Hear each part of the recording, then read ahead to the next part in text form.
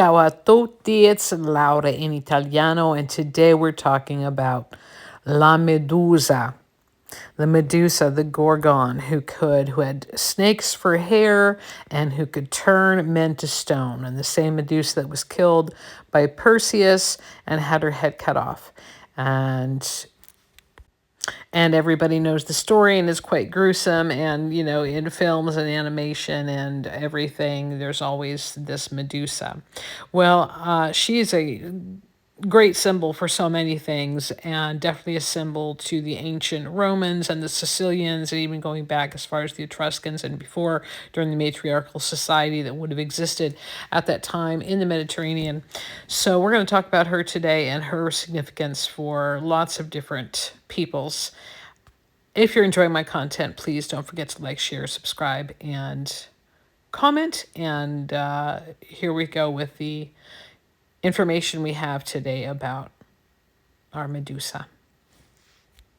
The story and the mythology of the Medusa always gets me a little bit on my soapbox because she is really horribly misunderstood.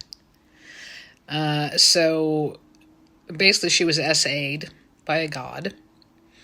The god's wife got pissed off and cursed her, and she became a Gorgon, and she could turn any man to stone just by looking at him. Oh, you might not know that in Sicily, they have the Tinacria. It is actually the symbol of Sicily. And it's the head of the Medusa with the three legs coming out of it. Again, the Tinacria in Sicilia. And back in the day, they used to go into battle on their breastplate of their armor, of their battle armor. They would have the image of the Medusa or the Tinacria as a kind of a good luck charm, as a symbol of power and dominance. Medusa is also the name. Medusa is the Italian word for jellyfish in Italian, and that's why sometimes you also see the Medusa depicted more like this, more marine-like.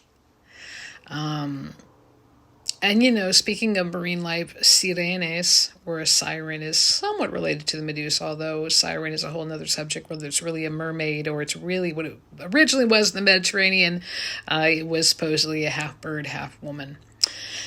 Not a, half fish, half woman. But anyway, back to Medusa. You also see the Medusa in art. My absolute favorite, chiaroscuro Baroque painter in Italy, Caravaggio, did an amazing Medusa, the head of the Medusa, and that is probably the most well-known painting of Caravaggio.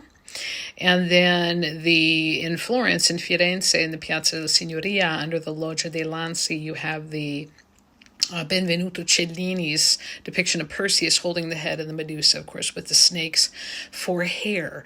And again, always vilified, very misunderstood, and I imagine she would have had a very lonely life. And only could have dated if she were wearing sunglasses. Anyway, I don't want to say identify with Medusa, but she's so misunderstood and she freaks people out so much, especially men. I like to demystify her a bit when I can. The thing that I think is universal for most women about Medusa and why she's so relatable is, she's not one of those who came in to mythology being a monster or a villain or a demon or any of those things. It was kind of thrust upon her.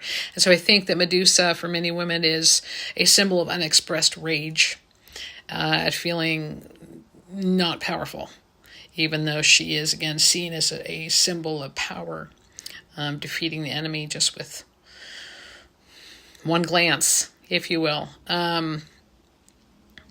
And I think Medusa, very much like Kali Ma, represents female shadow side, or south node, if you will.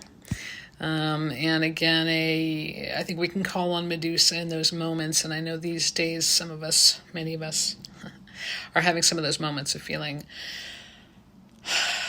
rage and grief, and not knowing exactly where to point that and how to express that. And that's, I think, what we can call on Medusa